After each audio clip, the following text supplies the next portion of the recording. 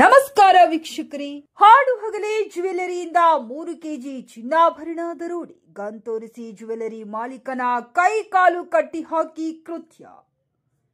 ಕಲಬುರಗಿ ನಗರದ ಸರಾಫ್ ಬಜಾರ್ನಲ್ಲಿನ ಚಿನ್ನಾಭರಣ ಮಳಿಗೆಯೊಂದಕ್ಕೆ ನುಗ್ಗಿದ 4 ಮುಸುಕುಧಾರಿಗಳು ಮಳಿಗೆಯ ಮಾಲೀಕನಿಗೆ ಗನ್ ತೋರಿಸಿ ಕೈ ಕಾಲು ಕಟ್ಟಿ ಹಾಕಿ ಸುಮಾರು 3 ಕೆಜಿ ಚಿನ್ನಾಭರಣವನ್ನ ದರೋಡೆ ಮಾಡಿರುವ ಘಟನೆ ಶುಕ್ರವಾರ ಮಧ್ಯಾಹ್ನ ನಡೆದಿದೆ. ನಗರದ ಸರಾಫ್ ಬಜಾರ್ನಲ್ಲಿನ ಮಾಲಿಕ್ ಜ್ಯುವೆಲರ್ಸ್ ಎಂಬ ಚಿನ್ನದ ಮಳಿಗೆಯಲ್ಲಿ ಈ ದರೋಡೆ ನಡೆದಿದೆ. ಶುಕ್ರವಾರ ಮಧ್ಯಾಹ್ನ 11:50 ವೇಳೆ ಜ್ಯುವೆಲರಿ ಮಾಲೀಕ ಅಂಗಡಿಯಲ್ಲಿ ಕುಳಿತುಕೊಂಡಿದ್ದ ವೇಳೆ ನುಗ್ಗಿದ 4 ಮುಸುಕುಧಾರಿಗಳು ಮಾಲೀಕನಿಗೆ ಗನ್ ತೋರಿಸಿ ಹೆದರಿಸಿ ಕೈ ಕಾಲು ಕಟ್ಟಿ ಹಾಕಿದ್ದಾರೆ. ಬಳಿಕ ಅಂಗಡಿಯಲ್ಲಿದ್ದ ಸುಮಾರು 3 ಕೆಜಿ ಚಿನ್ನಾಭರಣವನ್ನ ದೋಚಿ ಸಿನಿಮೀಯ ಶೈಲಿಯಲ್ಲಿ ಪರಾರಿಯಾಗಿರುವ ಘಟನೆ ನಡೆದಿದೆ. ಜನನಿಬಿಡ ಪ್ರದೇಶವಾಗಿರುವ ಸೂಪರ್ ಮಾರ್ಕೆಟ್ನಲ್ಲಿ ಈ ರೀತಿ ಹಾಡು ಹಗಲಿ ದರೋಡೆ ನಡೆದಿರುವುದು ಜನತೆಯನ್ನ ಬೆಚ್ಚಿ ಬೀಳಿಸಿದೆ. ದರೋಡೆಕೋರರ ಕೃತ್ಯ ಅಲ್ಲಿನ ಸಿಸಿಟಿವಿ ಕ್ಯಾಮೆರಾದಲ್ಲಿ ಸೆರೆಯಾಗಿದ್ದು ಪೊಲೀಸರು ಇದನ್ನ ಪರಿಶೀಲಿಸಿ ತನಿಖೆ ಕೈಗೊಂಡಿದ್ದಾರೆ ಎಂದು ಪೊಲೀಸ್ ಮೂಲಗಳು ತಿಳಿಸಿವೆ. ನಗರ ಪೊಲೀಸ್ ಆಯುಕ್ತ doctor Sharanappa S, DCP Kanika Sikriwal, ACP PI ಹಾಗೂ ಸ್ಥಳೀಯ ಪೊಲೀಸರು ಸ್ಥಳಕ್ಕೆ ಭೇಟಿ ನೀಡಿ ಪರಿಶೀಲಿಸಿದ್ದಾರೆಂದು ತಿಳಿದು ಬಂದಿದೆ.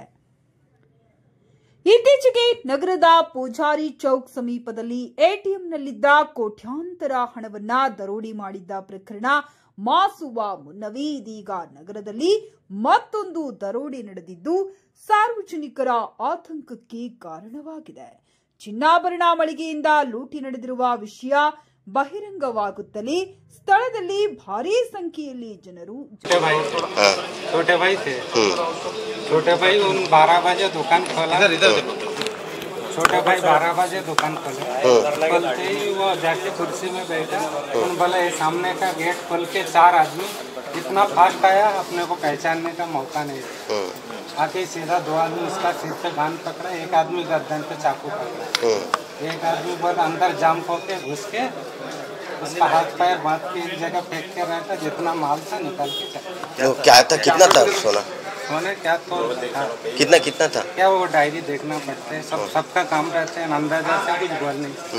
अंदाजा रेगुलरली कितना तुम वर्क करते हैं ज्वेलरी का? इतना एक 20-25 ग्राम डेली वर्क करते। नहीं वो उन लोगों को तुम पहचानते कभी? नहीं, अपने साथ किसी का साथ झगड़ा नहीं, दुश्मन कुछ भी नहीं। अब पूरा बाजार वाले का साथ मिलके खुशी से नहीं, कितने लोग थे अंदर तो आपके शॉप में? एक ही लोग, एक आया दुकान खोला होगी 12 बजे। तुम्हारे भाई अकेले ही थे? अकेला। रेगुलर वही सब? नहीं, हम सबका दुकान वाले का काम करके देते, जो हर तालुका में इधर गाँव में सब सोना देते, ये करके ऐसा करके देते। मैं 20 साल से हूँ। कभी भी पीछे ऐसा हुआ था? नहीं, कभी भी कुछ हादसा नहीं, कुछ भी नहीं। इधर आजू बाजू वाले कोई भी नहीं देखे क्या? इधर ऊपर कोई दुकान नहीं है? इधर नीचे एक दुकान है। नीचे है, ऊपर नहीं है? ऊपर नहीं, ऊपर था पहले, हम वर्कर करते थे, बाद में हम बेचा बोल के किराया ज़्यादा मांगा बोल के हम खाली करके दिए। नहीं मतलब तुम ऊपर आके ऐसा ही करे ना, जो उनको ये इससे पहले कब तो आके वॉच करने का किसी के ऊपर डाउट क्या तो भी आपको? नहीं, किसी को ऊपर डाउट नहीं, मतलब क्योंकि इतना ऊपर आके तुम्हारे क्या करते बोले तो उनको पता रहता। ಕೇಳಿದ್ರೆ ಹೇಳಬೇಕಲ್ಲ? नहीं, मालूम कौन भी ऐसा डाउट नहीं है। हम कैसा रिटेल नहीं करते, दुकान वाले पहचान वाले का साथ ही उतना धंधा है। नया लोग आया तो अंदर एंट्री नहीं लेते, उन सिर्फ गेट खोल के अंदर आया, आते उसका पीछे आया बोल के उनको मालूम है।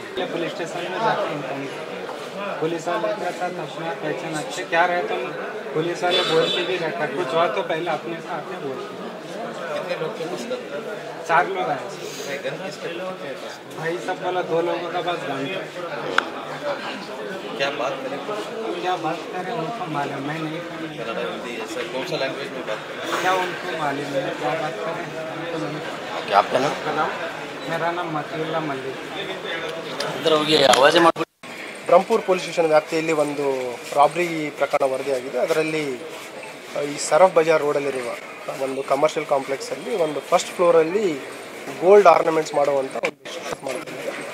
ಇವತ್ತು 12ರಿಂದ 12:45 ಸಮಯದ ನಡುವೆ ಒಂದು 4 ಜನ ಆರೋಪಿಗಳು ಬಂದು ಇವರನ್ನು ಫೈರ್ ಆನ್ ಮತ್ತು ಶಾರ್ಪ್ ವೆಪನ್ ತೋರಿಸಿ ಇವ್ರಲಿಂದಾನೇ ಏನವರು ಲಾಕರ್ ಓಪನ್ ಮಾಡಿಸಿದ್ದಾರೆ ಮತ್ತು ಅದರಲ್ಲಿರುವ ಒಂದು 2.5ರಿಂದ 3 kg ಚಿನ್ನಾಭರಣ ದೋಚಿದ್ದಾರೆ.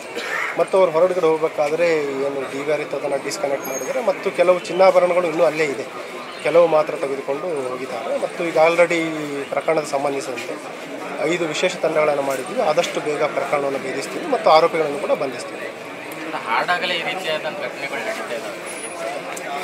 ಈಗ ನೀವು ಜನರಲೈಸ್ ಮಾಡೋದು ತಪ್ಪಾಗುತ್ತೆ. ಈಗ ಕಳೆದ ಸುಮಾರು ವರ್ಷಗಳು ಇದು ಇಲ್ಲಿ ನಡೆದಿರುವಂಥ ಪ್ರಥಮ ಪ್ರಕರಣ ಮತ್ತು ಇದರಲ್ಲಿ ಇದೇ ಅಂಗಡಿಯಲ್ಲಿ ಸುಮಾರು 4ರಿಂದ 5 ವರ್ಷ ಹಿಂದೆನೂ ಕೂಡ ಎಂಪ್ಲಾಯಿ ಅದರಲ್ಲಿ ಚೀಟ್ ಮಾಡಿರೋಂಥ ದೂರನೂ ಕೂಡ ಆಗಿದೆ. ಈ ಏರಿಯಾದಲ್ಲಿ ಸುಮಾರು ಜ್ಯುವೆಲರಿ ಶಾಪ್ಸ್ ಇದೆ.